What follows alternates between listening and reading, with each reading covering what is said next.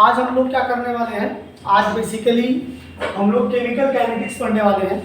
और chemical kinetics में भी हम लोग ज़्यादा डिटेल में नहीं जाएंगे, टॉपिक वाइज बात करेंगे और वैसे ही बात करेंगे जो ज़्यादातर चीज़ें पेपर में आती हैं। आप इसे वन शॉट वीडियो भी कह सकते हो। फोकस जो होगा वो बेसिकली आपका सीबीएसई होगा, आईसीएसई होगा बोर्ड पे। इसके अलावा नीट और जेई का भी ध्यान देंगे हम, लेकिन थोड़ा सा जो है फास्ट रहेगा पेस, और डेरिवेशंस हम लोग नहीं करेंगे, अदरवाइज बाकी चीज़ें कवर करेंगे। डेरिवेशंस इसके पेपर में भी नहीं आते, ड्राइव करने के लिए कोई फॉर्मूला नहीं आता है। ठीक है, तो शुरू करते हैं। देखिए, बात कर रहे हैं हम लोग केमिकल काइनेटिक्स की। तो काइनेटिक्स आप लोगों ने फिजिक्स में एक टर्म पढ़ा होगा, काइनेमेटिक्स। तो kinetics is somewhere related to kinematics, जिसका मतलब होता है क्या, something, change something, change in time, change with respect to time, with respect to time. कोई भी चीज अगर टाइम के रिस्पेक्ट में बदल रही है तो वो काइनेमेटिक्स में या काइनेटिक्स में बात करेंगे हम। यहाँ पर बात हो रही है केमिकल काइनेटिक्स की। तो यहाँ पर बात जो चेंज होने वाला है वो क्या चेंज होने वाला है, केमिकल चेंज होंगे, या ये कहें कि केमिकल के कंसंट्रेशन चेंज होंगे। क्या चेंज होंगे, कंसंट्रेशन चेंज होंगे। तो बेसिकली यहाँ पर कंसंट्रेशन जो है वो बदलने वाला है, और कंसंट्रेशन का मतलब जो होता है वो क्वांटिटी से ही है कि किसी भी एक्वा सॉल्यूशन में NaOH का क्या कंसंट्रेशन है वो क्या बताता है, क्वांटिटी को बताता है। यहाँ पर कुछ हम लोग नोटेशंस यूज करने वाले हैं, जैसे कि हम स्क्वायर ब्रैकेट यूज करेंगे। स्क्वायर ब्रैकेट यूज किया जाएगा किसके लिए, कंसंट्रेशन के लिए। किसके लिए यूज होगा, कंसंट्रेशन के लिए। इस चैप्टर में जो हम लोग कंसंट्रेशन यूज करने वाले हैं वो मोल पर लीटर में यूज करने वाले हैं। किस में यूज करने वाला है, मोल पर लीटर, या इसे कहें capital M, that is nothing but molarity use करने वाले हैं। क्या यूज करने वाले हैं, मोलरिटी। एक बार हम आपको मोलरिटी बता दे रहे हैं, जिनको नहीं पता, मोलरिटी इज इक्वल टू होता है number of moles of solute divide by volume of solution in litre, volume of solution in litre. इसके अलावा हम लोग यूज करने वाले हैं डेल्टा। डेल्टा रिप्रेजेंट करता है चेंज को, डेल्टा रिप्रेजेंट करता है चेंज को, लेकिन ये जो रिप्रेजेंट करेगा वो डिस्क्रीट चेंज को रिप्रेजेंट करेगा। क्या मतलब है इसका भी समझते हैं। अगर कहीं पर डेल्टा x लिखा हुआ है, इसका मतलब होता है x2 माइनस x1। यही कह सकते हो final minus initial, final minus initial. सबसे पहला जो टर्म पढ़ना है हम लोगों को वो पढ़ना है rate of the reaction. Rate of the reaction में भी हम लोग को बात करनी है एवरेज रेट। किसकी बात करनी है, एवरेज रेट। किसकी बात करनी है, एवरेज रेट। मान लीजिए कोई रिएक्शन दी हुई है A plus BB is equal to CC plus DD। तो एवरेज रेट इसके लिए क्या होगा, किसी भी इक्वेशन के लिए जो रेट होगा, या ये कहें कि एवरेज रेट होगा R, वो होगा आपका change in concentration of A divide by change in time. Whenever we are going to talk about rate, time जो होता है वो डिनोमिनेटर में होता है। टाइम किसमें होता है, डिनोमिनेटर में होता है। Rate of change of velocity is called acceleration, rate of change of displacement is called velocity, or rate of change of concentration is called rate of reaction, is called rate of reaction. Is that clear? Yes sir. देखिए R is equal to हो जाएगा change in concentration of A divided by change in time. These are reactants. ये क्या है, reactants हैं। These are products. ये क्या है, हमारे प्रोडक्ट्स है। इसी तरीके से अब देखो क्या होता है, रिएक्टेंट के लिए जो ये स्टोइचोमेट्रिक कोफिशिएंट्स हैं, चाहे रिएक्टेंट हो चाहे प्रोडक्ट है, ये जो होते हैं वो इनवर्सली प्रोपोर्शनल होते हैं। तो R इज इक्वल टू हो जाएगा 1/A change in concentration of A into change in time. और जब रिएक्टेंट की बात करेंगे तो टाइम के साथ रिएक्टेंट क्या होगा, डिसअपियर होगा, घटेगा, और उस डिसअपियरेंस को माइनस से रिप्रेजेंट करेंगे। किससे रिप्रेजेंट करेंगे, माइनस। इसी तरीके से B के लिए, B इज आल्सो रिएक्टेंट, तो हो जाएगा 1/B change in concentration of B divide by change in time, which is equal to 1/C change in concentration of C divide by change in time, which is equal to 1/D change in concentration of D divide by change in time. अब देखिए क्या होता है, reactant के साथ ये minus आएगा, लेकिन प्रोडक्ट के साथ क्या आएगा, प्लस आएगा। प्रोडक्ट के साथ क्या आएगा, प्लस, क्योंकि रिएक्टेंट टाइम के साथ डिसअपीयर होंगे और प्रोडक्ट टाइम के साथ अपीयर। और जो स्टोइचियोमेट्रिक कोएफिशिएंट्स होते हैं वो रेसिप्रोकल में आते हैं। किसमें आते हैं, रेसिप्रोकल में आते हैं। जैसे कि एक एग्जांपल ले लें हम लोग, N2 gas plus 3H2 gas is equal to 2NH3 gas. अब कई लोग ये सोचेंगे कि बहुत सिंपल है, सिंपल होगा, लेकिन ये कई बार सीधे सीधे नीट और जेईई में आया हुआ है, आप उठा के देख लीजिए।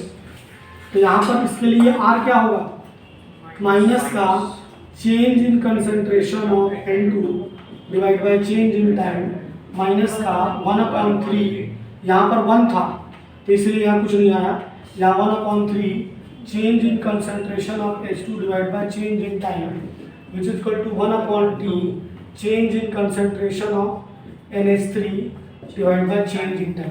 क्या हो जाएगा, चेंज इन टाइम। ठीक है, तो दिस इज एवरेज रेट।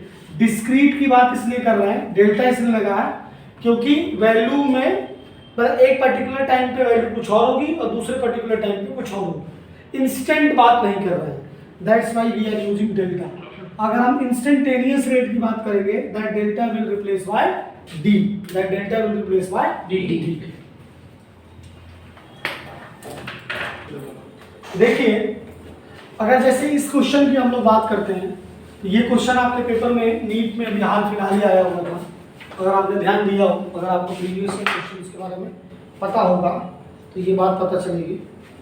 देखिए, जैसे कि इसके लिए जब हम लोग रेट लिखना चाहें तो वो क्या हो जाएगा, माइनस का 1/5 change in concentration of Br minus divide by change in time which is equal to minus का change in concentration of BrO3 minus divide by change in time which is equal to 1/6 minus का change in concentration of H plus divide by change in time.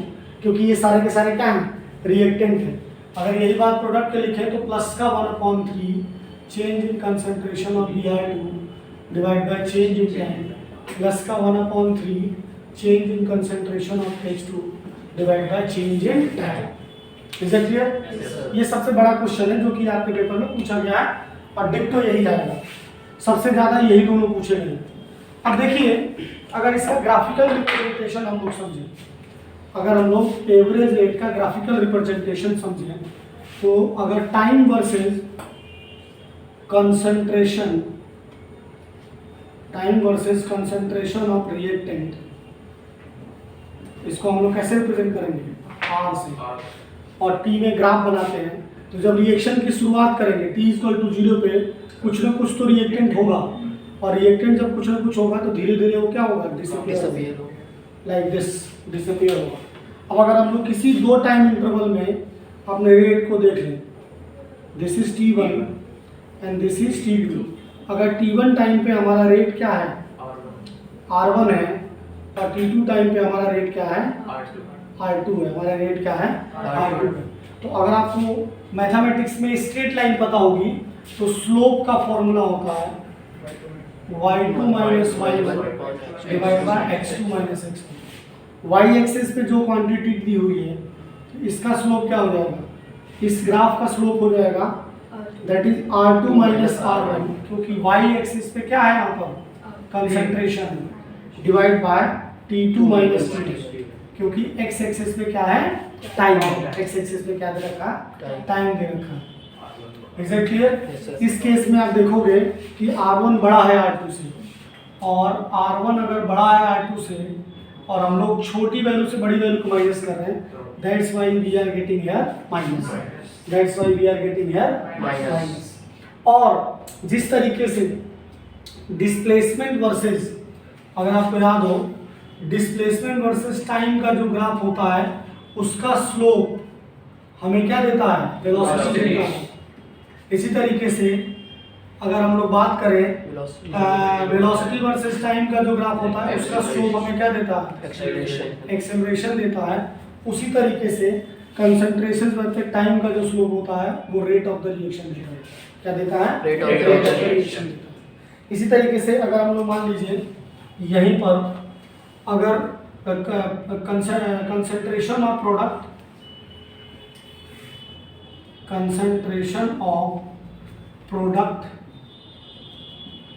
concentration of products that is bracket P और T में graph बनाते हैं, तो भाई जब reaction की शुरुआत होगी तो प्रोडक्ट तो अवेलेबल नहीं होगा ना, और एक स्टेज के बाद ऐसे बढ़ेगा और ये कांस्टेंट रहेगा क्योंकि सारे रिएक्टेंट प्रोडक्ट में कन्वर्ट हो चुके हैं।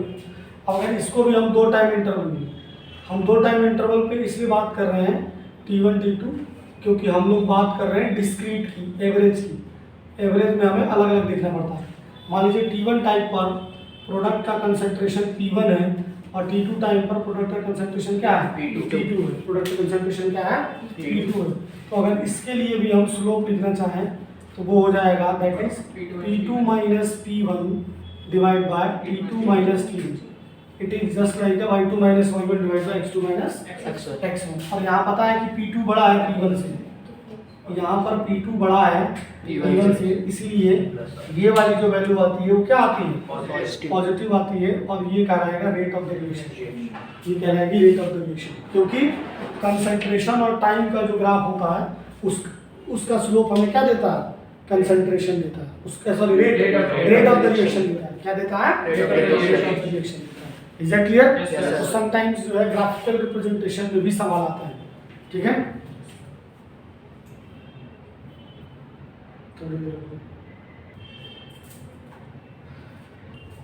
नेक्स्ट जो देखिए, नेक्स्ट टॉपिक जो हम लोग पढ़ने वाले हैं वो पढ़ने वाले हैं इंस्टेंटेनियस रेट। नेक्स्ट टॉपिक जो हम लोग पढ़ने वाले हैं वो है आपका इंस्टेंटेनियस रेट। इंस्टेंटेनियस रेट क्या होता है?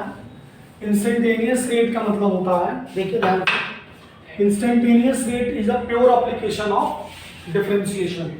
जैसे आप लोगों ने जो मैथमेटिक्स पढ़ते हैं उन लोगों ने पढ़ा होगा application of differentiation, application of differentiation AOD। देखो जैसे अगर कोई रिएक्टेंट प्रोडक्ट में कन्वर्ट हो रहा है तो इसके लिए एवरेज R एवरेज हमने क्या निकाला था? R एवरेज निकाला था माइनस का change in concentration of R divide by change in time और which is equal to plus का change in concentration of P divide by change in time. पढ़ा था नहीं पढ़ा था हमने? अब देखिए क्या होता है कि यहाँ पर डेल्टा T इसलिए आ रहा है क्योंकि हम लोग डिफरेंट टाइम की बात कर रहे हैं। अब इंस्टेंटेनियस में मैं ये कह रहा हूँ एट ए टाइम कि अगर 10 बजे रिएक्शन चालू कर दी 10 बजे ही क्यों चेंज होगा, क्योंकि 1 सेकेंड भी काफी टाइम होता है, तो उसमें कितना चेंज होगा? तो एट दैट सिचुएशन क्या हो जाएगा? जो आपका limit delta T tending to क्या हो जाएगा? 0। When delta T tending to 0 हो जाएगा, delta R divide by delta T minus का, तो now this delta will replace by dr divide by dt minus का, और now this average is called instantaneous. क्या कहलाएगा? Instantaneous rate. ठीक है? तो अगर फंक्शन को एग्जिस्ट रखना है तो एग्जैक्ट 0 नहीं कर सकते इसे, नहीं तो फंक्शन इनफाइनाइट हो जाएगा। टेंडिंग टू 0 रखेंगे, that's why we are using limited. Is that clear? Yes sir. R instantaneous basically minus का d i divide by d t. Biology वाला ज़्यादा दिमाग नहीं लगाएंगे। जैसे कि मान लीजिए N2 plus 3H2 is equal to 2NH3 दे रखा है, तो R इंस्टेंटेनियस जो हो जाएगा बिल्कुल सेम होगा माइनस का dN2 divide by dt which is equal to minus का 1/3 dH2 divide by dt which is equal to plus का 1/3 dNH3 डिवाइड बाय dt। अगर इसी का अगर आप ग्राफिकल रिप्रेजेंटेशन देखना चाहते हो, this is concentration of reactant versus time and it was the graph. Now we are focusing on at a time. अगर इस टी टाइम पे हम लोगों को पता लगाना हो यहाँ पर, तो अब हमें यहाँ पर क्या करना पड़ेगा? एक टेंजेंट ड्रॉ करने पड़ेगा इस पॉइंट पे और उसका स्लोप निकालना पड़ेगा। और इस फंक्शन के लिए जो टेंजेंट ड्रॉ होगी उसका स्लोप क्या हो जाएगा? R is equal to minus का dr डिवाइड बाय dt से निकलेगा, डिफरेंशिएशन से निकलेगा। Is that clear? जैसा कि मान लीजिए हम लोग प्रोडक्ट के लिए लिख रहे हैं, तो प्रोडक्ट के लिए ये हो जाएगा, that is concentration of P और टाइम के बीच में। तो इफ दिस इज टी और ये कोई पॉइंट है आपका बी, अगर यहाँ पे हमें स्लोप निकालना है तो वो हो जाएगा आर इक्वल टू प्लस का D P divide by d T. D P divide by क्या हो जाएगा, डी टी हो जाएगा। This is instantaneous rate, this is instantaneous rate. आगे सो देखिए नेक्स्ट टॉपिक जो हम लोग को पढ़ना है वो पढ़ना है factor influencing rate of an reaction. अब पूरे चैप्टर में हम लोग इसी के बारे में बातें करनी है, फैक्टर इन्फ्लुएंसिंग के बारे में ही बातें करनी है। उनमें सबसे पहला फैक्टर होगा वो क्या है, concentration of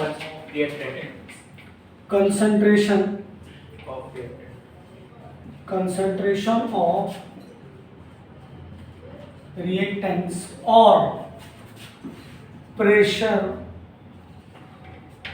in case of gaseous phase, in case of gaseous phase, इसको अलग से पढ़ेंगे हम लोग।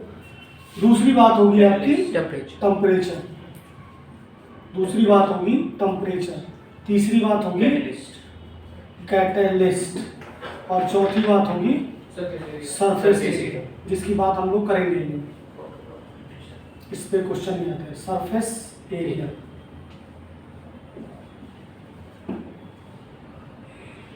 ठीक है, सिंपल सी बात होगा। सरफेस एरिया को मैं यही एक्सप्लेन कर दे रहा हूँ क्योंकि बाकी को डिटेल में पढ़ना है। सरफेस एरिया में क्या होगा, अगर एरिया बड़ा होगा, अगर एरिया बड़ा होगा तो मॉलिक्यूल का इंटरेक्शन ज़्यादा होगा, और इंटरेक्शन ज़्यादा होगा तो रेट ऑफ द रिएक्शन क्या होगी, ज़्यादा होगी। ये हम लोगों को सरफेस एक और चैप्टर जो है कैटालिसिस वाला जो चैप्टर उसमें भी पढ़ना था, लेकिन इस साल सिलेबस में नहीं है।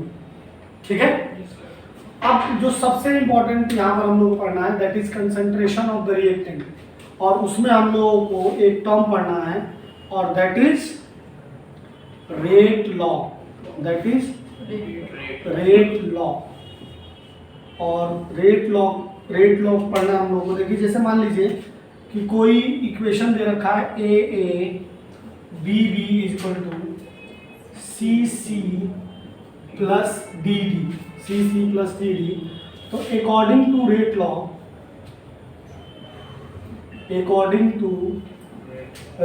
आप, मैं इसमें अंग्रेजी में नहीं लिखूंगा, ये आप लोगों को खुद समझना है, खुद लिख लीजिएगा। मैं एक बार बोल दूंगा, जिसको लिखना हो वो लिख लेगा। ठीक है, अकॉर्डिंग टू रेट लॉ जो रेट ऑफ रिएक्शन है वो डायरेक्टली प्रोपोर्शनल होता है कंसंट्रेशन ऑफ रिएक्टेंट,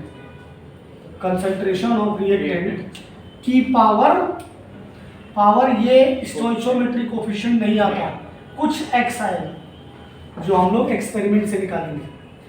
हो सकता है कि वो एक्स एक्सपेरिमेंट से निकालने के बाद ए के बराबर हो जाए, लेकिन सीधे देखकर हम लोग नहीं लिखते हैं। Is that clear? इसी तरीके से R is also directly proportional to concentration of B की पावर Y, और X और Y एक्सपेरिमेंटल डाटा है, और इन दोनों को अगर हम लोग मिला दें तो R is directly proportional to A की पावर X और B की पावर Y, और जब प्रोपोर्शनलिटी हटेगा तो एक कांस्टेंट आएगा K, सदियों से आ रहा है K, बस इसके रूप अलग अलग है, नाम अलग अलग है। यहाँ पर ये वही के है जिसका नाम है रेट कांस्टेंट, और इसकी बड़ा इंपॉर्टेंट है यहाँ पर ये रेट कांस्टेंट, और x, y आर एक्सपेरिमेंटल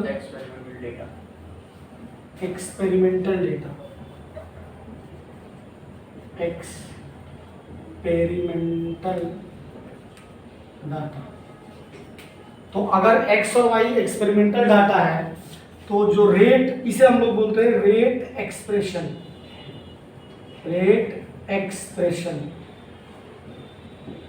तो अगर x और y एक्सपेरिमेंटल डाटा है तो जो रेट लॉ का कॉन्सेप्ट है वो एक एक्सपेरिमेंटल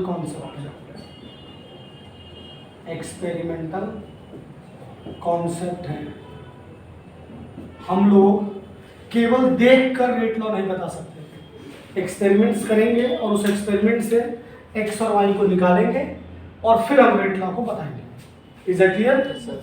अब क्या होता है कि एक चीज होती है यहाँ पर डिफरेंशियल फॉर्म, ये आपके पेपर में बहुत पूछा जाता है जब मिक्स किया जाता है कॉन्सेप्ट को।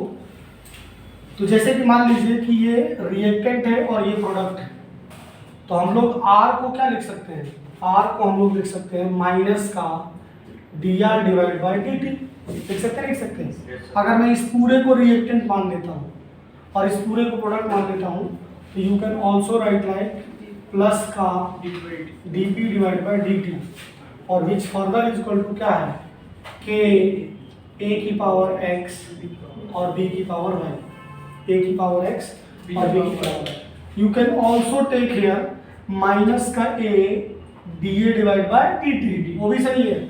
कोई जैसे सही दिया है r आपने अलग लिख दिया, 1/a माइनस का dA divide by dt also right. अब यहाँ क्या है कि कई रिएक्टेंट है, तो इन पूरे रिएक्टेंट को एक रिएक्टेंट मान के हम लोगों ने कॉन्सेप्ट पढ़ लिया। बट अगर ऐसे भी लिख के आता है that is also true, and this is differential form, this is differential form of rate law. ये सवाल पेपर में 1 मार्क में पूछा जाता है कि रेट लॉ का डिफरेंशियल फॉर्म क्या क्या। जो आंसर्स आपकी किताबों में मिलेंगे वो ज़्यादातर में माइनस का d i divide by D T लिखा होगा, लेकिन ऐसा कोई जरूरी नहीं है। You can write like D P divide by D T, और इन सभी के टर्म्स में लिख सकते हैं, कोई इशू नहीं हो सकता। Is it clear? This is rate law.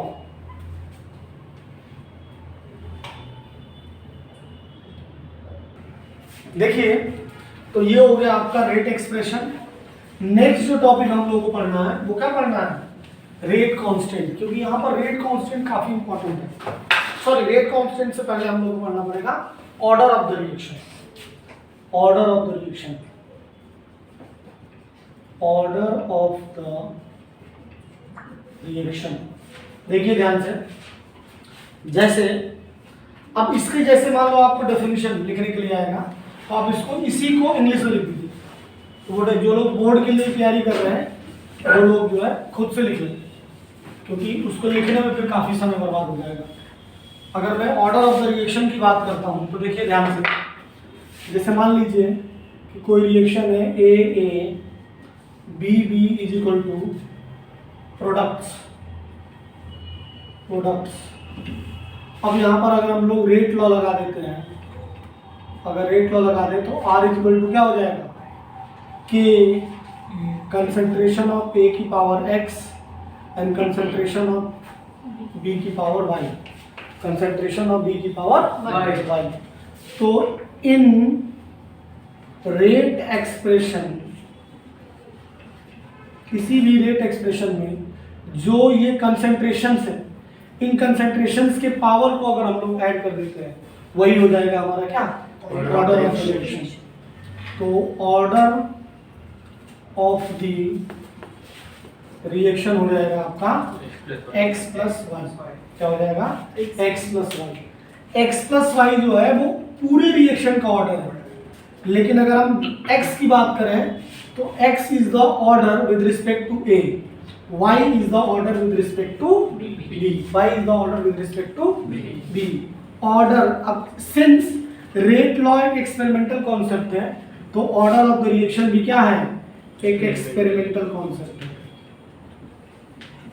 हमें कभी भी अगर आपको ऑर्डर ऑफ द रिएक्शन पूछेंगे वो लोग, तो आपको ऑलरेडी आपको ये रेट एक्सप्रेशन देंगे, या तो फिर वो आपको डाटा देंगे जिससे कि आपको रेट एक्सप्रेशन पता चल जाएगा। ये न्यूमेरिकल्स अभी हम लोग लेने वाले हैं। Is that clear? अब देखो, और एक चीज और भी है कि ऑर्डर ऑफ द रिएक्शन जो है कुछ भी हो सकता है, कोई भी वैल्यू हो सकती है। ऑर्डर ऑफ द रिएक्शन 0 हो सकती है, 1/2 हो सकती है, माइनस का 1/2 हो सकती है, 3/2 हो सकती है, कुछ भी हो सकती है।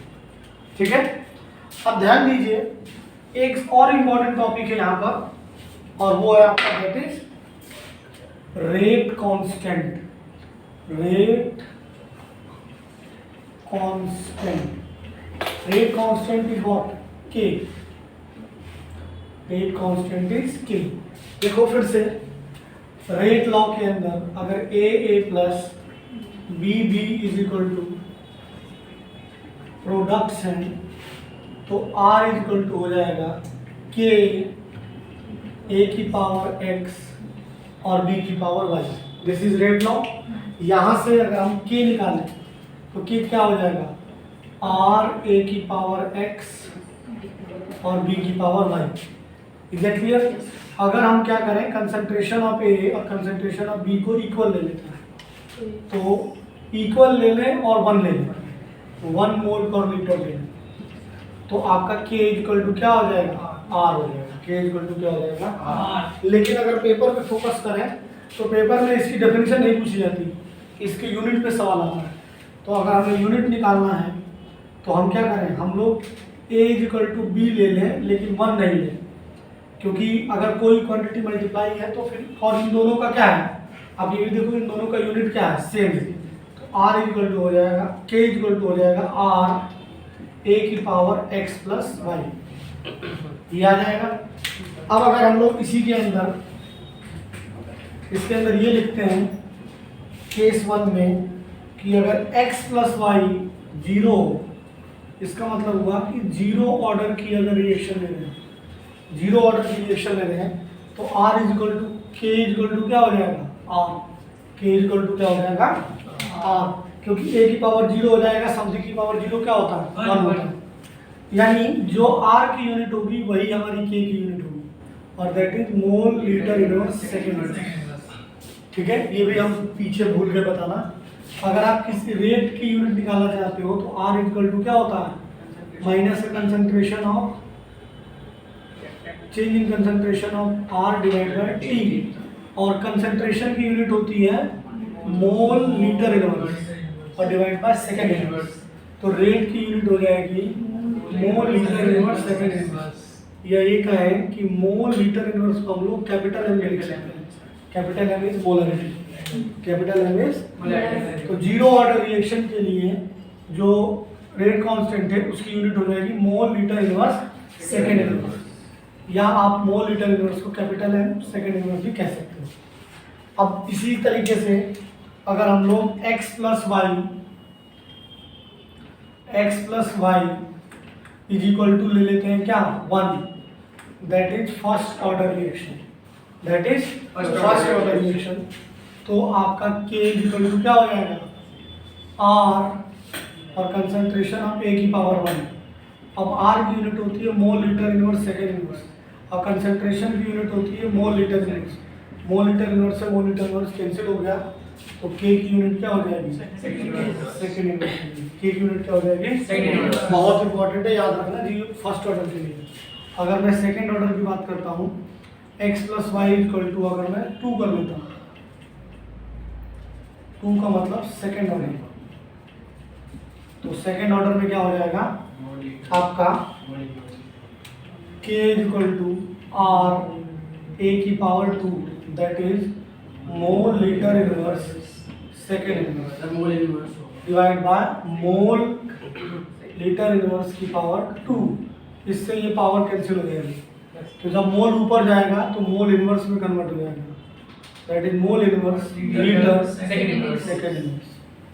याद रखिएगा सेकेंड इनवर्स सभी में है, और 0 और फर्स्ट ऑर्डर में, 0 में मोल लीटर इनवर्स है और सेकेंड में mole inverse litre, mole inverse litre. ये आपको याद होना चाहिए किसी भी हालत में, क्योंकि इसकी हमें जरूरत पड़ेगी क्वेश्चनों में।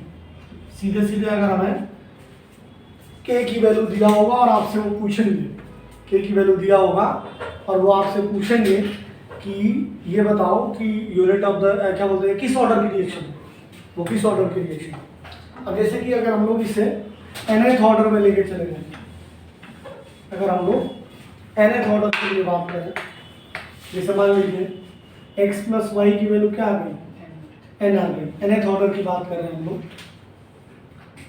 nth order. तो हम क्या करेंगे, K इक्वल टू लिख देंगे R A की पावर n, R की यूनिट हो जाएगी मोल लीटर इनवर्स सेकेंड इनवर्स, और इसकी हो जाएगी मोल लीटर इनवर्स की पावर n। तो जब ये मोल n यहाँ मल्टीप्लाई हो जाएगा तो मोल की पावर n ऊपर जाएगा, तो क्या आ जाएगा, मोल 1 माइनस n, लीटर की पावर माइनस n जाएगा तो ऊपर प्लस हो जाएगा, n माइनस वन और सेकेंड इनवर्स। तो ये अगर याद होगा, जहाँ पर n क्या है, ऑर्डर ऑफ डेरिवेशन है, जहाँ n क्या है, ऑर्डर ऑफ डेरिवेशन है। तो इससे क्या होगा कि आपको पता चल जाएगा कि यूनिट क्या है रेट कांस्टेंट की, जब आपको ऑर्डर पता है।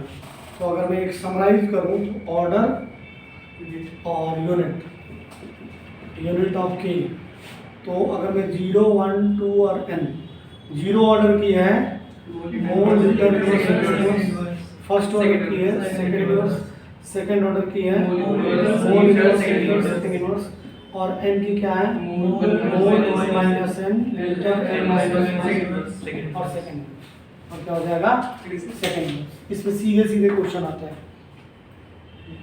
अब इसमें जो है हम लोग क्वेश्चन भी करेंगे। नेक्स्ट टॉपिक जो रहेगा हमारा वो मॉलिक्यूलरिटी रहेगा, मॉलिक्यूलरिटी, फिर इंटीग्रेटेड रेट इक्वेशन, फिर कैटलिस्ट पे कैसे इफेक्ट पड़ता है, आपका एक्टिवेशन एनर्जी, और देन चैप्टर कंप्लीट हो गया। और इसमें हमें क्वेश्चंस मेनली करने पड़ेंगे आपको, केवल और केवल थ्योरी आने से कुछ नहीं होने वाला। और फिर टेम्परेचर डिपेंडेंसी भी है, कोलिजन थ्योरी है इसकी, लेकिन ज़्यादा समय नहीं लगेगा। चैप्टर में जो मैं पूरा का पूरा ऑलमोस्ट डिटेल में ब्रीफ कर रहा हूँ आपको, तो इसमें ज़्यादा कुछ दिक्कत नहीं होगी। हाँ, लेकिन क्वेश्चंस करने पड़ेंगे आपको। अगर क्वेश्चंस आप नहीं कर रहे हो तो फिर गड़बड़ हो जाएगा खेल, ठीक है। लेकिन अगर इसको एक ही लेक्चर में कर देंगे तो बहुत लेंदी हो जाएगा, वो एक लेक्चर में बहुत इतना सारा हो नहीं पाएगा। तो इसीलिए हम लोग को इसको एक या दो या तीन पार्ट में लेंगे, 3 पार्ट तो करने ही पड़ेंगे, ठीक है। अच्छे से इसको पढ़िए, अच्छे से नोट्स बनाइए। सबसे इम्पोर्टेंट है कि कहीं भी क्लास ले रहे हैं तो उसके नोट्स प्रॉपर तरीके से बनाइए, उसे रिवीजन करिए, ठीक है। मिलते हैं नेक्स्ट क्लास में, तब तक के लिए गुड नाइट, शुभ रात्रि, जय हिंद।